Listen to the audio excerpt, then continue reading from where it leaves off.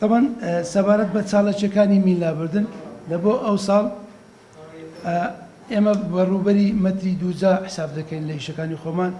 کۆی زەوی پاکراوە بە مەتری سارگۆشە 438,187 مەتری دووجا پاکش کرایەوە لە چێلگەمینەکان.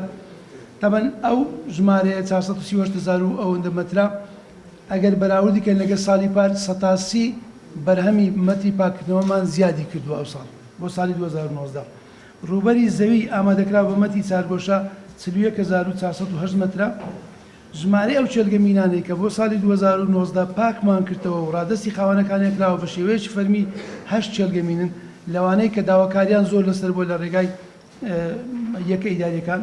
ژمارەی مین و پاژماوەی تەقەمەنی جەنجی کە ئەو ساڵ لە ناومان بردووە 4,097 پارچە تەقەمەنی و مین بووە. سەبارەت بە قوربانیان ئەو ساڵ ڕێژەی قوربانیان لەگە ساڵی 2014 بە ڕێژەی 140 کەمی کردووە.